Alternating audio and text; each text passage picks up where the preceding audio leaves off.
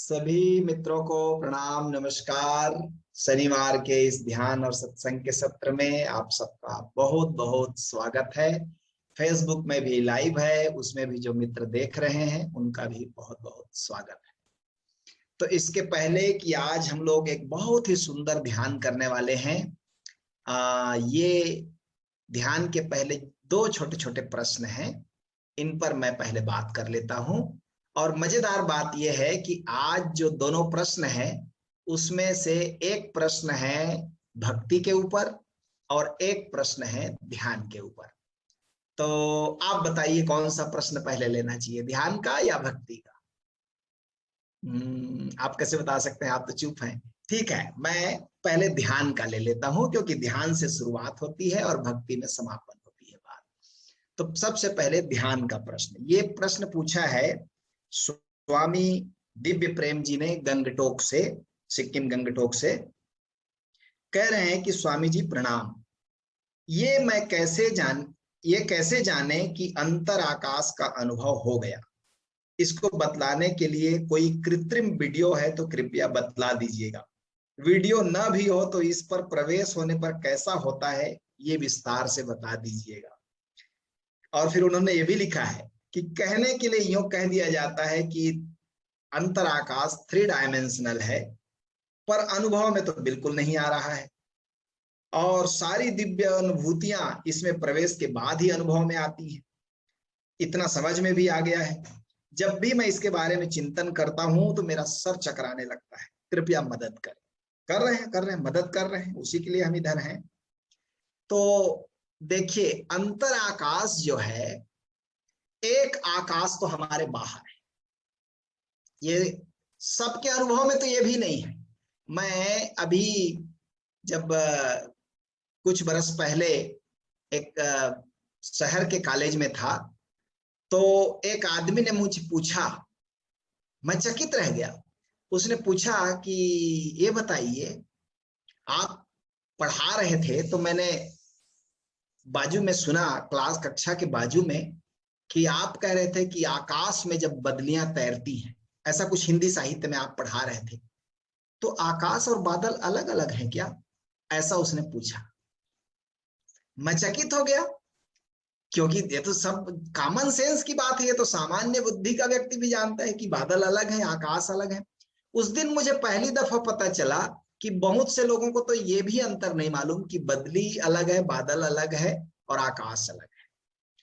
आकाश का मतलब है बाहर जो शून्य है, स्पेस है, ये आकाश है। आकाश के भीतर सब कुछ है, जितने आकार हैं, चाहे वो बादल का आकार हो, चाहे आपका शरीर हो, चाहे ग्रह नक्षत्र हो, चाहे धरती हो, सूरज चांद सितारे हो, पौधे नदियां पेड़, सब कुछ बाहर के आकाश के अंदर में। यानी जो भी क्रिया होती है, जो भी विकास होता है, वो बाहर के आकाश में हो रहा है। आपका शरीर छोटा सा था, फिर ज्यादा आकाश घेर लिया उसने। अब आप बैठे हैं, जैसे मैं बैठा हूं, तो इतना आकाश मैंने घेरा हुआ है। इसका मतलब ये जो बाहर आकाश है, जब मैं यहां से हट जाऊंगा तो ये आकाश यहीं रहेगा। लेकिन जब मैं यहां बैठा हूं तो इतने आकाश को मेरे शरीर ने पी लिया, इतने आकाश को मेरे शरीर ने घेर लिया। थोड़ा कठिन है, ध्यान से सुनिएगा, ठीक है? इसका मतलब यह है कि हम जहां जाते हैं उतने आकाश को घेरते हैं। अभी आप जहां बैठे हैं उतने दूर के स्पेस को आपके शरीर ने घेरा है। यदि उतना स्पेस वहां ना होता तो आप वहां बैठ नहीं सकते थे। समझें, एक कमरे में बहुत से फर्नीचर भर दिए जाए या बहुत सा रेत भर दिया जाए, रेत आकाश को पी गया, अब आप उसमें प्रवेश नहीं कर सकते। क्यों? उस आकाश में पहले से एक चीज घुस गया है, उस आकाश को पहले ही किसी एक चीज ने पी लिया है, तो अब उस आकाश में आप प्रवेश नहीं कर सकते। इसलिए रूम का मतलब, अंग्रेजी में जब आप रूम कहते हैं तो रूम का मतलब भी होता है खाली जगह, आकाश, ठीक है? तो ऐसे ही जब आप कहीं भी बैठे हैं तो आपने उतने दूर का आकाश घेरा हुआ है। पहली बुनियादी बात।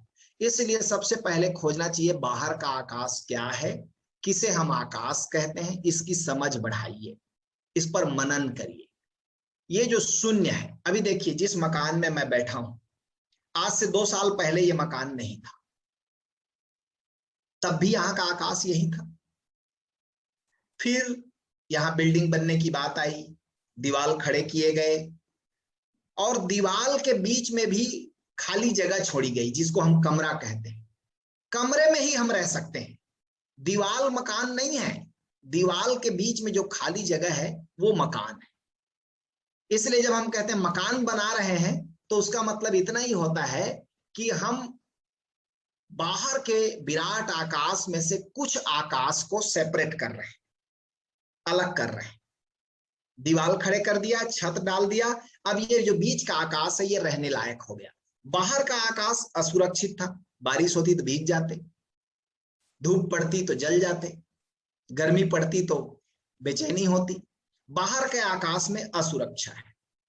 अब ये चारों तरफ दीवार खड़े कर लिए, आग छत डाल दिया, तो ये आकाश सुरक्षित हो गया। यहाँ का टेम्परेचर हम अपने अनुसार बदल सकते हैं, यहाँ की गर्मी सर्दी अपने अनुसार बदल सकते हैं, तो ये आकाश सेफ हो गया। लेकिन रह हम कहाँ रहे? आकाश में ही। आप बाहर रहें या कमरे के भीतर रहें, आपको चाहिए आकाश ही, और उतने दूर के आकाश को आप घेरते हैं। अब इसको और थोड़ा सा लौटें। आप जब 1 साल के बच्चे थे तब आप कितना आकाश घेर रहे थे? तब आपका शरीर इतना बड़ा था और उतने दूर का आकाश आप घेर रहे हैं।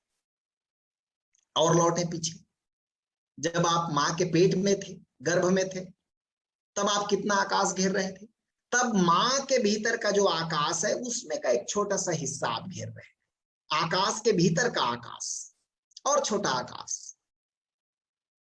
तब आप और जरा पीछे लौटे, और थोड़ा पीछे लौटे। जब आप मां के पेट में 1 महीने या 2 महीने के थे तब कितना बड़ा आकाश घेर रहे थे? तब शायद दिखाई भी नहीं पड़ते थे ठीक से, खुली आंख से। एक अणु के रूप में 1 दिन के रहे होंगे, तब आप कितना आकाश घेर रहे थे? तब आप बिल्कुल न के बराबर थे, खुली आंख से देखे भी नहीं जा सकते थे। वह भी आपका शरीर था, वह भी आकाश घेरा हुआ था, छोटा सा आकाश घेरा था, बहुत बारीक, लेकिन उस समय भी आपने आकाश घेरा। 1 कदम और पीछे लौटिए, जब आप नहीं आए थे गर्भ में, तब कहां थे आप? तब आप आकाश थे। ये बात है। अब जब आप लौटे अपने भीतर तो उसी दशा में लौटिए जब आप नहीं थे। तब अंतर आकाश को जानना सुगम है, आसान है। इसीलिए मुझसे कोई पूछता है अंतर आकाश को कैसे जाने, तो मेरी अपनी समझ से जो मैंने प्रयोग किया, आप आकाश हो जाए तभी आप जान पाएंगे। उसको जानने के लिए पृथक जानने वाला और जाना जाने वाला, ये 2 नहीं रहते। जब आप अंतर आकाश को जानेंगे भीतर, जिस दिन भी भीतर के आकाश को, उस दिन ये भी जानेंगे साथ ही साथ कि मैं ही यह आकाश हूं। उस दिन मैं का केंद्र बदल जाएगा। अभी मैं का केंद्र क्या है? अनजाने अचेतन रूप में आपके मैं का केंद्र शरीर है, मन है। आप जब भी कहते हैं मैं, तो उसका इशारा होता है शरीर की तरफ। यद्यपि आप विचार करेंगे, सोचेंगे, खोजेंगे तो आप शरीर नहीं है, लेकिन एक बेहोशी में, जिसको ओशो बार बार अपने प्रवचन में कहते हैं मूर्छित जीवन जी रहे हैं, हम बेहोशी का जीवन जी रहे हैं। तो बेहोशी या मूर्छा में जीना क्या होता है? आप काम धाम तो कर रहे हैं, नौकरी चाकरी कर रहे हैं, बाल बच्चे पैदा कर रहे हैं, तो फिर कैसी मूर्छा? नहीं, मूर्छा यह है कि आप जो नहीं है उसको आपने होना मान लिया है। आप शरीर नहीं, आप खोजेंगे शरीर में क्या क्या है। आप देखें, शरीर में किसी दिन बैठ जाएं और खोजें एक एक परत। पहले परत आएगी चमड़ी, चलो चमड़ी को छूकर देखें। छूने वाला अलग है, इसको जानने वाला अलग है, चमड़ी अलग है, इसका मतलब आप चमड़ी नहीं है। फिर और गहरे उतरें, ऐसे एक एक कदम उतरें, शरीर के हड्डी, रक्त, सब एक एक आर्गन तक जाएं, खोजें भीतर भीतर मन ही मन। मैं कहां हूं, जिसे मैं कहता हूं वो कहां है, खोजें। और आप पूरे शरीर में पैर के नाखून से सिर के बाल तक यात्रा करेंगे, लेकिन मैं कहीं नहीं मिलेगा। कभी घंटा भर लेटे लेटे खोजिएगा, पैर के नाखून से शुरू करिएगा, एक एक, कोई जल्दबाजी नहीं और किसी शास्त्रीय उत्तर की जरूरत नहीं। बस खोजना है कि भीतर भीतर हम खोज रहे हैं मैं जिसको मैं कहता हूं वो कहां है। कहां पर मैं पिन रख सकता हूं कि ये मैं हूं। आप सब जगह टटोल आएंगे यहां से वहां तक, लेकिन वो मैं रखने की जगह कहीं नहीं मिलेगी। तब आपको एक दूसरा वर्ड्स यूज करना पड़ेगा, एक दूसरा शब्द उपयोग में लाना पड़ेगा, तब आप कहेंगे हूं। अब मैं कहना गलत हो जाएगा, क्योंकि मैं को तो रखने की जगह ही नहीं है कहीं। आप चमड़ी नहीं है, आप हड्डी नहीं है, आप खून नहीं है, आप आमाशय नहीं है, अतड़ी नहीं है, किडनी नहीं है, कलेजा नहीं है, तो कौन है? तो आप कहेंगे, ये भी नहीं कह सकती कि नहीं हूं। नहीं है तो फिर कौन कौन खोज रहा है? ये एक बड़ा विचित्र अनुभव होता है और बहुत ही मजेदार होता है कि आप ये भी नहीं कह सकते कि नहीं हूं, और आप ये भी नहीं कह सकते कि ये मैं हूं। अब इस घनचक्कर में आपको एक नया चीज हाथ लगेगा। आपको मैं शब्द को छोड़ना पड़ेगा और आपको कहना पड़ेगा, मैं नहीं कह सकता कि मैं कौन हूं, लेकिन हूं, इजनेस, ये जो है मेरापन, ये पर्याप्त है, ये मैं जानता हूं। क्योंकि हूं नहीं तो फिर खोजेगा कौन? फिर जैसे जैसे इस हूं में डुबकी मारेंगे, आप खोजेंगे, अच्छा हूं तो कितने दूर का हूं, कितना बड़ा हूं, कितना विशाल हूं, कितना फैलाव है, इस हूं को खोजिए आप। अब पहला चरण पूरा हुआ, मैं को खोज लिया, नहीं पाया गया। अब हूं को खोजें। हूं का क्या रूप है, क्या रंग है, कितना बड़ा है, मेरा होना कहां तक है? आप जरा बैठेंगे ध्यान में और खोजेंगे इस हूं को, कि हूं ये तो तय हो गया, पक्का है हूं, लेकिन इसकी कोई सीमा नहीं, इसका कोई रंग नहीं है, इसका कोई रूप नहीं है, को इतना विस्तार है कि कहीं बाउंड्री लाइन नहीं खड़े कर सकते। तब इसके लिए अब हूं कहना ठीक नहीं। जब इसकी कोई सीमा नहीं है, उसमें आप भी शामिल हो जाते हैं, उसमें धरती, ग्रह, नक्षत्र, तारे, विराट सब शामिल हो जाते हैं, तो अब इसको हूं कहना भी ठीक नहीं है। तब आप हूं शब्द भी छोड़ दें। तब एक तीसरा शब्द खोजेंगे आप, जो उपनिषदों ने खोजा। वो तीसरा शब्द क्या है? तब आप कहेंगे हूं भी नहीं, है। ये तीसरा शब्द है। इसलिए उपनिषद परमात्मा नहीं कहते, ईश्वर नहीं कहते, वो कहते हैं दैट विच इज, वह जो है। हम उसे कोई नाम नहीं देंगे, क्योंकि उसकी कोई सीमा नहीं है, उसका कोई आकार नहीं है, उसका कोई रूप नहीं है, वो बस है, और आप उससे अलग नहीं है। तब वो उपनिषद का महावाक्य पैदा होता है, तत्त्वमसि, तुम भी वही हो, वो जो है वही तुम भी हो। अब ये जो आदमी खोजा नहीं है, वो रट ले अहम ब्रह्मास्मि तत्त्वमसि, अब ये सब बेकार की बात है। आपका अनुभव नहीं है, अनुभव नहीं है तो जो शब्द आप उपयोग करेंगे वो गलत हो जाएगा। इसको 3 चरण में खोजना है, भीतर के आकाश को। जैसे मैंने कहा, सबसे पहले खोजे मैं कौन हूं। आप पाएंगे आप पदार्थ नहीं है, पाएंगे कह रहा हूं यदि खोजेंगे तो, लेकिन मेरे कहे हुए को मानने की कोई जरूरत नहीं। मान लेंगे तो फिर कोई मतलब नहीं है, आप मानते रहेंगे कि हाँ मैं अंतर आकाश हूं, लेकिन आपका सारा ध्यान शरीर पर टिका रहेगा, मन पर टिका रहेगा। शरीर को कोई चोट पहुंचा देगा तो भारी आपको लगेगा मुझे चोट पहुंच गई, मन को कोई गाली दे देगा तो आपको लगेगा मुझे गाली दे दी। तो ये इसीलिए तो कहते हैं जिसको अंतर आकाश का अनुभव हो जाएगा ना, वो साक्षी हो जाता है, और उसको फिर बाहर की चीजें प्रभावित नहीं करती। जैसे आकाश को कोई चीज प्रभावित नहीं करती। आप एक दीवार को एक घूंसा मारे तो दीवार को चोट लगेगी और आपके घूंसे को भी चोट लगेगी, क्योंकि दीवार भी तो रोका, तो दीवार ने भी मारा, पैसिव रूप से मारा, लेकिन उसने भी मारा, तो आपके घूंसे को भी चोट लगी और दीवार को भी चोट लगी। फिर आप आकाश को घूंसा मारे तो न तो आकाश को चोट लगी और ना आपके घूंसे को चोट लगी। ऐसे ही जब कोई भीतर का आकाश हो जाता है तो उसे संसार की कोई चोट नहीं। वो जानता है जो चोट लग रही है वो शरीर में नहीं, जो चोट लग रही है जिसको, मन में नहीं हूं। इसलिए एक बुद्ध पुरुष को आप गाली देते हैं तो वो भीतर साक्षी है। साक्षी का मतलब वो आकाश है, आकाश के रूप में लेता है। वो आप देखता है, जैसे आप आकाश को गाली दे तो क्या आकाश मारने आएगा आपको? आकाश की आप तारीफ करें तो क्या आकाश खुशामद करने आएगा आप? नहीं, आकाश को कोई फर्क नहीं पड़ता। एक अर्थों में परमात्मा परम निष्क्रिय है, एक अर्थों में, पूरे अर्थों में नहीं, आधे अर्थों में परम निष्क्रिय है। उसको ना तो आपकी प्रार्थना से मतलब है, ना आपके पूजा पाठ से मतलब है, ना आपके गाली गलौज से मतलब है। वो शुद्ध ऊर्जा है, कोई प्रतिक्रिया नहीं देता। इसलिए जो परम ज्ञान की दशा होती है, उस अवस्था में व्यक्ति नहीं बोलता, क्योंकि जब भी बोलेगा वो झूठ हो जाएगा। अब वो विराट के साथ एक हो गया है।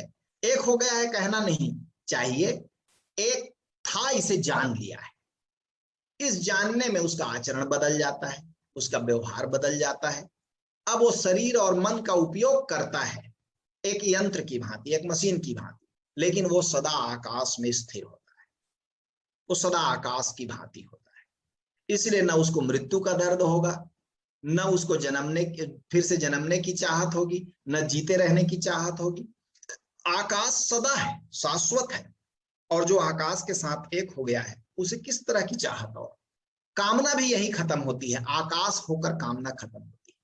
और मजेदार बात यह है कि ये जो बाहर का आकाश आप देखते हैं, यद्यपि यह विराट है, विशाल है, परम है, लेकिन एक शब्द ओशो का मैं और यहां पर कोड करूंगा।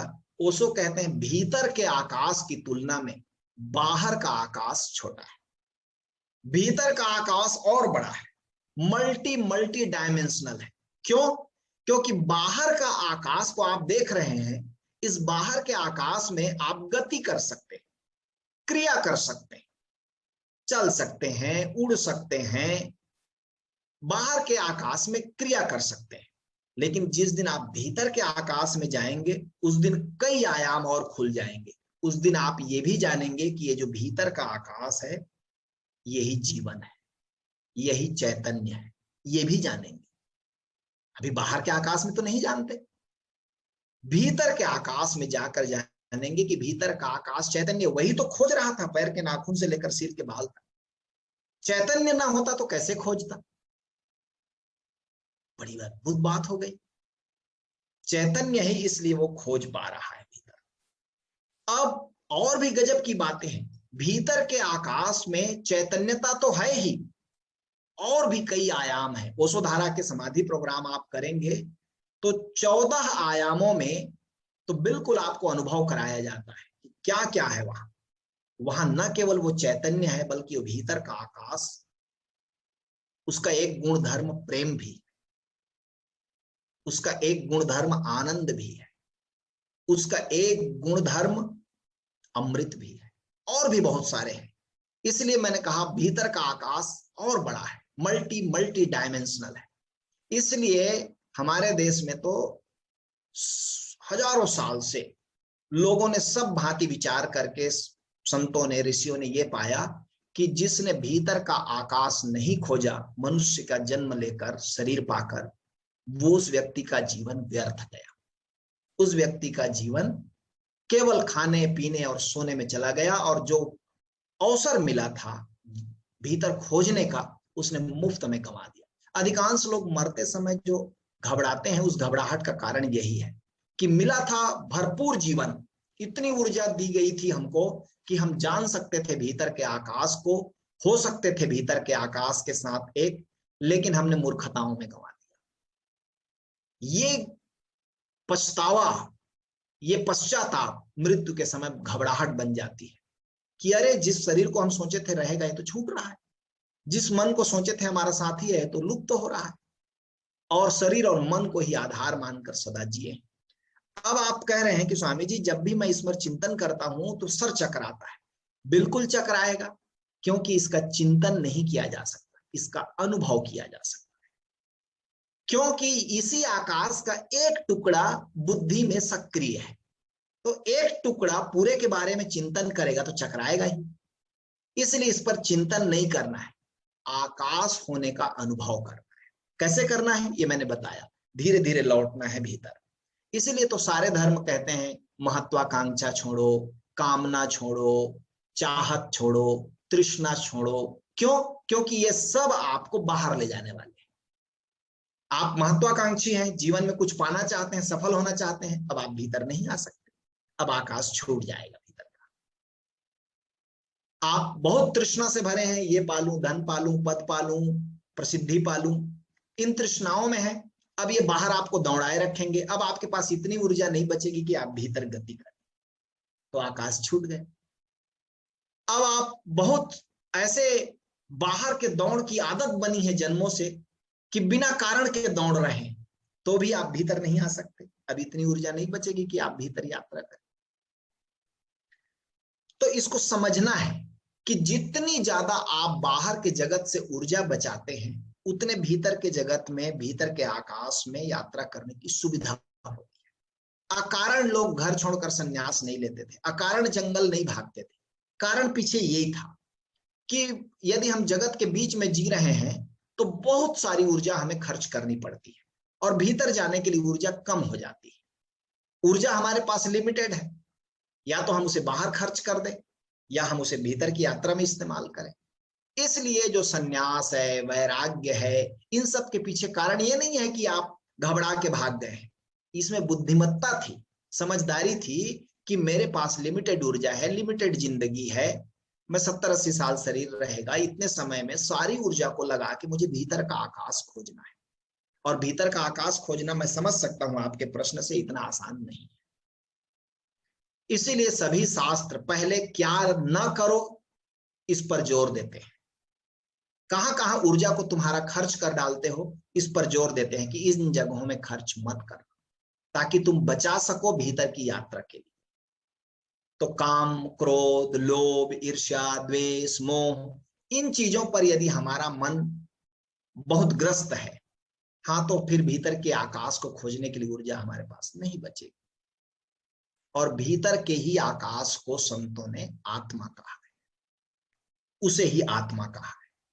और भीतर के ही आकाश के विस्तार को जब आप देखते हो तो एक दिन यह भी अनुभव में आता है कि आकाश बाहर और भीतर दो नहीं है।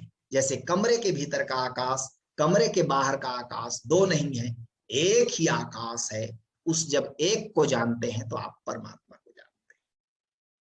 इसलिए सारी खोज, हाँ, लेकिन एक हमारे संतों ने जरा काव्यात्मक भाषा बोली। जब आपको कहते हैं आकाश खोजो तो बड़ा वैज्ञानिक दृष्टिकोण का मालूम पड़ता है, ये थोड़ा सा रूखा सूखा मालूम पड़ता है। लेकिन कोई कहे आत्मा को खोजो तो थोड़ा प्रेम मालूम पड़ता है, आत्मा यानी मैं। और जब कोई कहता है परमात्मा को खोजो तो ज्यादा प्रेम मालूम पड़ता है, क्योंकि अब लगता है कि ये मेरा ही विस्तार। तो इसलिए शब्दों का फर्क किया गया। जब आपको कहेंगे अंतर आकाश खोजो तो लगेगा हाँ, एक निष्क्रिय आकाश खोजना है, जबकि वो आकाश ही आत्मा है। तो अब खोजने का तरीका मैंने बता दिया कि जरा बाहर ऊर्जा गंवाना बंद करें, और थोड़ा थोड़ा देर बैठकर जब कभी आपको आनंद अनुभव हो, जब आपको अच्छा लगे, गुड फील हो, उसी समय आंख बंद करके ध्यान कब करना चाहिए? जब आप दुख में हो तो आप ध्यान नहीं कर सकते, जब आप तनाव में हैं, चिंता में हैं तो ध्यान नहीं कर सकते। इसलिए जब हम ध्यान समाधि कराते हैं लोगों को तो सबसे पहले 3 दिन आपके मन को शांत करते हैं, मन को आनंदित करते हैं। जब आप आनंद में होते हैं तब भीतर जाना आसान। इसलिए पहला 3 दिन आनंद प्रज्ञा, क्योंकि दुखी आदमी के पास इतनी प्रज्ञा नहीं होती कि वो भीतर जा सके। दुखी आदमी तो दुख में उलझा है, अभी उसको कहो आत्मा को देखो, कहेगा कहां देखें, अभी तो दुख को ही देखने में मगन है, उलझे हैं उसी में। इसलिए दुखी आदमी धार्मिक नहीं हो सकता, दुखी आदमी आध्यात्मिक नहीं हो सकता, दुखी आदमी अंतर यात्रा नहीं कर सकता। इसलिए सभी संत बेशर्त रूप से एक बात कहते हैं, सदा प्रसन्न रहो, अकारण प्रसन्न रहो, क्योंकि यही एक क्वालिफिकेशन है जो भीतर की तरफ जाने में आपका मदद करेगी। यदि आप प्रसन्न नहीं है, आप छोटे छोटे चीज में तन जाते हैं, तनाव ले लेते हैं। तनाव और दुख एक ही चीज को कहने के दो नाम है। पुराने जमाने में दुख कहते थे, आज के जमाने में उसको तनाव कहते हैं।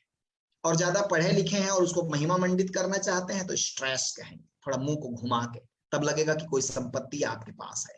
स्ट्रेस नहीं, थोड़ा सा स्ट्रेस है आजकल मेरे पास, ऐसा जब आप बोलते हैं तो ऐसा लगता है कि कोई संपत्ति है। पागल, ये संपत्ति नहीं है, विपत्ति है। ठीक है, इस विपत्ति को मत ढो, हटाओ इसको। आप प्रसन्न रहो कारण, छोटे बच्चों जैसे। इसलिए जीसस ने क्या कहा, प्रभु के राज्य में कौन प्रवेश करेंगे? जो छोटे बच्चों जैसे होंगे। छोटे बच्चे की क्या योग्यता है? अकारण प्रसन्न है, कोई कारण नहीं है उसके पास कि कोई ना तो प्रधानमंत्री हो गया है, न बहुत करोड़पति हो गया है, न बहुत करोड़ों फॉलोअर्स हो गए हैं उसके, कोई नहीं है, अभी मोहल्ले का पड़ोस का एक आदमी नहीं जानता उसको, फिर भी बच्चा प्रसन्न है, अकारण प्रसन्न है। ये जो अकारण प्रसन्नता सीख लेते हैं वो लोग आध्यात्मिक जीवन में एक कदम उठा लेते हैं, अब वो भीतर जाने की योग्यता अर्जित कर लेते हैं। तो पहली बात है अकारण प्रसन्न हो, तब भीतर का आकाश धीरे धीरे प्रकट होना शुरू होगा। और दूसरा, खोजें, सोचें मत, खोजें, धीरे धीरे एक एक कदम बढ़े, शास्त्रों की बात मत सुने। एक स्वामी जी ने प्रश्न पूछा है कि स्वामी जी छोटे बच्चे कैसे बने?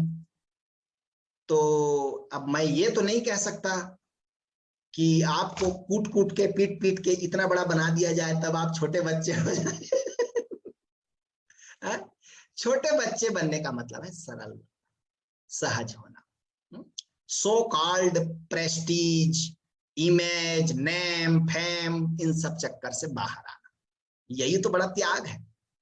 अब आपको अपने नेम, कुल, धर्म, जाति, देश का घमंड है, तो ये सब बीमारियां हैं और ये बीमारियों के कारण आप भीतर नहीं जा सकते।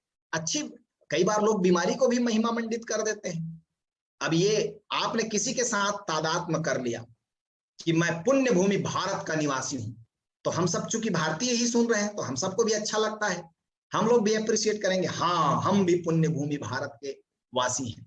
अब आपने बाकी धरती को अलग कर दिया और एक टुकड़े धरती के साथ अपना तादात्म्य कर लिया। अब आप भीतर जाने में कठिनाई महसूस करेंगे, क्यों? क्योंकि बाहर की धरती को आप पकड़े रहेंगे। अब आप सीमा नहीं छोड़ पा रहे हैं धरती की, तो अपनी सीमा कैसे छोड़ेंगे? शरीर की सीमा कैसे छोड़ेंगे? क्योंकि तो शरीर को ही छोड़ना है अध्यात्म में। छोड़ना है का मतलब मर नहीं जाना है, छोड़ने का मतलब ये जानना है कि मैं नहीं हूं शरीर। इसलिए धीरे धीरे अध्यात्म एक तरह से अपनी ही चमड़ी उतारने जैसा है। धीरे धीरे आप बाहर के उलझाने वाले कामनाओं से, इच्छाओं से धीरे धीरे समझकर इस बात को छोड़ते चले जाते हैं, तो आप फिर सरल हो जाते हैं, छोटे बच्चों जैसे हो जाते हैं। छोटे बच्चे का मतलब, आप देखें छोटे बच्चे के पास क्या चीज है, वही चीज आपके पास है, लेकिन एक चीज गड़बड़ चीज आ गई है। और गड़बड़ चीज नहीं है, वो उपयोगी है, लेकिन आप उपयोग गड़बड़ करते हैं, इसलिए गड़बड़ हो गई है। छोटे बच्चे के पास दो चीज है, एक उसका शरीर है और एक उसके पास जीवन है, जीवित है। शरीर है और जीवन है, दो ही चीज उसके पास है। आपके पास तीन चीज है, शरीर है, जीवन है और मन भी है। मन के साथ बहुत सारे आपके चिपकाव हैं।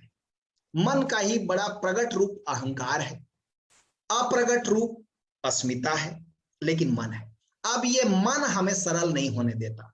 मन कहता है तुम कुलीन घर के हो, मन कहता है तुम उच्च जाति के हो, मन कहता है तुम करोड़पति घर के हो, मन कहता है तुम ज्ञानी हो, मन कहता है तुम बहुत पढ़े लिखे हो। अब इन सब कचरा कूड़ा को मन ने पकड़ लिया है, तो अब आपका ध्यान मन पर ज्यादा है, शरीर पर नहीं है और जीवन पर नहीं। बच्चे के पास मन नहीं है, जो छोटा बच्चा है उसके पास मन नहीं है, तो उसका सारा ध्यान जीवन पर है, शरीर पर है। तो शरीर और जीवन हो तो आप सरल है। शरीर और जीवन अस्तित्व का है, लेकिन मन हमारी उपज है और मन की जरूरत है, समाज में जरूरत है। आप मार्केट जाएंगे तो मोल तोल भाव ताव हिसाब किताब तो करेंगे, तो उसका उपयोग है। तो ठीक है, मशीन की तरह उसका उपयोग कर सकते हैं बाहर, लेकिन 24 घंटा मन में जीना ये पागल। भाई आपके पास पैर है तो आप बैठे बैठे भी हिलाते रहे पैर को, चलते रहे बैठे बैठे भी, तो ये पागल। लेकिन यदि आपका पैर है तो आप इस्तेमाल करते हैं बाहर जाने के लिए, नहीं जरूरत है बाहर जाने की तो पैर विश्राम में बैठा हुआ है। ऐसे ही धीरे धीरे आपको ये चीजें सीखनी है। तो नहीं, ऑनलाइन पूछे गए प्रश्नों का जवाब नहीं दिया जाएगा। कुछ मित्रों ने मैसेज करके पूछा है, इसके लिए आपको व्हाट्सएप में मुझे मैसेज करना पड़ेगा पहले से, क्योंकि मैं प्रश्न देखूंगा फिर जवाब दूंगा तो अंतहीन है। 196 लोग जुड़े हैं, 196 लोगों का आधा का भी प्रश्न आएगा तो सत्संग कम से कम 5 साल तक खत्म होने की संभावना नहीं है, चलता रहेगा। ठीक है, अब ये दूसरा प्रश्न छोटा सा मैं ले लेता हूं। ये घनश्याम जी ने पूछा है, कह रहे हैं स्वामी जी की दिल में एक अजीब भारीपन, एक दर्द, एक विरह अनुभव होता है, इससे मुक्त होने का क्या उपाय है? क्या विरह पर भी साक्षी साधा जा सकता है? सबसे पहली बात तो इस बात का सौभाग्य मानिए कि आपके जीवन में एक डिवाइन लव, एक दिव्य प्रेम का उद्भव हुआ है। परमात्मा के प्रति विरह, ईश्वर के प्रति वियोग का अनुभव लाखों करोड़ों जन्मों के पुण्यों का फल है। ये बहुत सौभाग्य है। इसलिए इस प्रेम के दर्द को भक्त लोग स्वीकार करते हैं। कहते हैं इस दर्द में आनंद है, पीड़ा में आनंद छुपी है ना? हरिवंश राय बच्चन ने लिखा है, पीड़ा में आनंद जिसे हो आए मेरी मधुशाला। इस मधुशाला में उसी का स्वागत है जिसको इस पीड़ा में आनंद मिले। परमात्मा के विरह में जो दर्द है ना, बड़ा डिवाइन है। अकेले में आपके आंसू बह रहे हैं, अकेले में आप भावपूर्ण हो गए हैं, रोम रोम किसी अज्ञात के लिए प्यासा है, आप रोमांचित होते हैं। इससे बड़ा सौभाग्य क्या होगा? आपके आंखों में आंसू आते हैं अकारण, पता नहीं किस लिए। आप किसी संत की कहानी सुनते हैं, आप किसी गुरु के पास जाते हैं, परमात्मा की बातें सुनते हैं और आपके आंखों में आंसू झरने लगे। अभी कल की ही बात है, अभी ऑनलाइन में निरति समाधि चल रही है, तो 15-20 पार्टिसिपेंट होंगे हमारे ऑनलाइन निरति समाधि में। तो कल दोपहर जब मैं कॉलेज में था तो एक माँ का फोन आया दिल्ली से। बोले स्वामी जी मैं आपसे 2 मिनट बात कर सकती हूँ? तो मैंने कहा हाँ जी बताइए। तो वो अपना कुछ समाधि का शेयरिंग की, अपने अनुभव का। फिर मैंने कुछ जवाब दिया, मैं बोल ही रहा हूं तभी उसने कहा कि मुझे रोना बहुत आ रहा है। ये बोली मुझको कि मुझे रोना बहुत आ रहा है ये बातें सुनकर, साधना की, परमात्मा की। तो फिर मैंने कहा रो लो, मैं फोन में हूं, इधर अटेंड कर रहा हूं, तुम रो लो। तो फोन में रोने लगी, 1.5-2 मिनट हिचकी बांध बांध के वो रोई। अब बाकी आसपास जो खड़े होंगे या देखे होंगे उनको तो लगेगा पागलपन है, किसके लिए रो रही है? वो तो समझेंगे कोई इसका प्रेमी है, उससे बात करके रो रही है, या कुछ और अर्थ लगाएंगे। लेकिन ये डिवाइन लव था। वो कुछ बातें परमात्मा के संबंध में, ईश्वर के संबंध में, आत्मा के संबंध में, साधना के संबंध में सुनी और पिछले जन्मों का कोई चीज स्मरण में अचेतन से उठ के ऊपर आ गया, आंसू आ गए, रोने लगी, रोक नहीं पाई। बहुत से लोगों को ऐसे होता होगा, क्योंकि हम सब नए नहीं हैं, हम कई जन्मों से यात्रा कर रहे हैं, कई जन्मों से साधना कर रहे हैं। किसी किसी को बस गुरु मिला और रोना शुरू हो जाता है, किसी किसी को साधु संगत मिली और रोना शुरू हो जाता है, आंखों में आंसू आना शुरू हो जाएगा। रामकृष्ण परमहंस किसी साधु संत को देख लेते थे तो उनको ऐसा लगता था जैसे कोई हृदय को मरोड़ रहा है, जैसे कपड़ा निचोड़ता है ऐसे हृदय में मरोड़ उठता था। वो कहते थे कि मैं, ऐसा लगता है कोई मेरे हृदय को ऐसे कपड़े जैसा निचोड़ रहा है। ये विरह की अनुभूति थी, ये वियोग की अनुभूति थी। मीराबाई को होता था। मीराबाई कहती थी कि मैं कितना रोती हूं, मेरे एरी में तो दर्द दीवानी मेरो दर्द न जाने कोई, मैं तो प्रेम दीवानी मेरो दर्द न जाने कोई। क्योंकि उस दर्द को संसार के लोग नहीं समझ सकते। बाहर के लोग एक ही दर्द को समझते हैं कि इसका पैसा नुकसान हो गया, इसका दिवालिया निकल गया, इसकी घर वाली मर गई, इसी दर्द को समझते हैं। अज्ञात तुम कहो कि तुम किस लिए रो रहे हो, मान लो आप रो रहे हैं और कोई पूछे किस लिए रो रहे हो, कहो परमात्मा के लिए। अच्छा ओशोधारा में गए थे, सनक गए, लोग तो यही कहेंगे। संसार के लोग नहीं समझ सकते इस प्रेम को। अकारण रोना आना, अकारण विरह की अनुभूति, ये भी हमारी आत्मा की गहरी प्यास है कि जब तक वो परम से नहीं मिल लेगी तब तक वो तृप्त नहीं हो सकती। तो घनश्याम भाई आप तो सौभाग्यशाली हैं और इसके साक्षी मत होइए। इस विरह को बढ़ाने के लिए प्रार्थना कीजिए, इसमें और तड़पें और रोएं और पागल बने। संसार के समझदारी से ये पागलपन लाख गुना दर्जा अच्छा है। संसार की समझदारी में अब तक हमें क्या मिला? हम हिसाब किताब की दुनिया में जीकर क्या पा लिए? उससे तो अच्छा है ये तड़पन, ये रोना, ये विरह, ये पागलपन, इसमें एक तरह की तृप्ति है। इसलिए जो भक्त है ना, उनको संसार के लोग नहीं समझते। भक्त को समझने के लिए, भक्त इसीलिए मीराबाई तो कहती थी कि संसार के लोगों को देखती हूं तो उदास हो जाती हूँ। कहते हैं भगत देख राजी हुई, जगत देख रोई। भक्तों को देखती हूँ, अपने जैसे किसी पागल को देखती हूँ, खुश हो जाती हूँ, हाँ मिला, हमारे जैसा मिला, ये भी वही पागल है, ये भी वही प्यारा है, ये भी रोता है, मिल गया अपने जैसा, खुश हो जाती।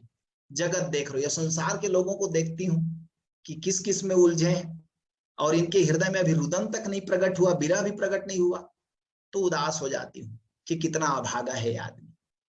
ऐसे ही विरह को बढ़ाना है और ओशो धारा के सभी कार्यक्रमों को सदगुरु ने इसी ढंग से डिजाइन किया है कि पहले हम ध्यान के मार्ग पर चलें, ज्ञान के मार्ग पर चलें, खोजें कि मैं कौन हूं, मेरे क्या क्या आयाम है मेरी आत्मा के। इसलिए ध्यान से हम लोग शुरुआत करते हैं, ध्यान समाधि से शुरू होती है यात्रा। ध्यान समाधि, सुरति समाधि, निरति समाधि, अमृत समाधि, निर्वाण समाधि में जाकर आपको परम का ज्ञान हुआ है। ज्ञान हुआ, लेकिन उसके बाद अब भक्ति की यात्रा है। ये ऊंची यात्रा है, ज्ञान से भी ऊंची यात्रा है। अब आप भक्त बने, अब ज्ञान को भी हटाएं, क्योंकि ज्ञान का भी एक अहंकार होता है कि मैंने आत्मा को जान लिया, कि मैंने काम वासना को जीत लिया, कि मैं ब्रह्मचारी हो गया, कि मैं फलान ढेकान हो गया। ये सब भी एक तरह का सूक्ष्म ईगो है। फिर आप इसको भी छोड़ देते हैं, आप पागलों की तरह नाचते हैं। चैतन्य महाप्रभु ज्ञानी थे पहले खूब, नवदीप में पैदा हुए थे, बंगाल के, और न्याय दर्शन के सबसे बड़े पंडित थे। न्याय दर्शन का स्कूल चलाते थे, देश भर के कोने कोने से, विदेशों से लोग उनके पास न्याय दर्शन पढ़ने आते थे। फिर एक दिन उनको भीतर उस समाधि का अनुभव हुआ, भक्त बनने की घड़ी आ गई। सब किताब कापी किनारे कर दिया, स्कूल बंद, अब कोई पढ़ाई लिखाई नहीं। उठाया मृदंग, गले में डाला और झांझ और मंजीरा लेकर के नाचने लगे गांव गांव। लोगों ने कहा ये जो चैतन्य है ये तो पगला गया। पगला गया मतलब ठीक हुआ। और उन्होंने कहा अब शब्दों में उपदेश देने की जरूरत नहीं है, मेरा नाच, मेरा आनंद, मेरा गीत तुम्हें यदि समझा नहीं सकते तो मेरे शब्द तुम्हें क्या समझाए। और चैतन्य महाप्रभु आधे से ज्यादा भारत में गांव में घूम घूम कर कीर्तन करते रहे, और जिस गांव में कीर्तन करते उस गांव की आबो हवा बदल जाती। भक्त ज्यादा अच्छे से बदलता है परिवेश को, क्योंकि उसकी उपस्थिति बदलती है। ज्ञानी का भाषण ज्यादा देर नहीं बदलता, ज्यादा रूपांतरित नहीं कर सकता। इसलिए ज्ञान से भी ऊंची यात्रा भक्ति की है। तो ओशो धारा के 15वें तल से लेकर के 28वें तल तक का कार्यक्रम भक्ति का कार्यक्रम है। आप भक्त होते हैं, आप उन कार्यक्रमों में जाएंगे तो आप पाएंगे अधिकांश साथी आपके रो रहे हैं, आंसू टपक रहे हैं, और उनका चेहरा किसी दिव्यता से आलोकित है। भक्त की ये खूबी है कि जब वो मस्त होता है, मदमस्त होता है, तो उसके चेहरे पर एक दैवी आभा दिखाई पड़ती है। मैं तो आमंत्रित करूंगा आपको, ओशो धारा में आइए, ध्यान समाधि से यात्रा शुरू करिए, लेकिन 28 तल करते करते भक्त होकर विदा होइए दुनिया से। भक्त हुए बिना गए तो जीवन बेकार। तो चलिए ज्यादा बातें नहीं करके हम लोग जरा ध्यान की यात्रा से शुरू करते हैं, क्योंकि अभी तो शुरुआत की यात्रा है। इसलिए आज एक ध्यान करेंगे। तो फेसबुक के मित्रों को मैं यहीं पर धन्यवाद करते हुए अलविदा करता हूं।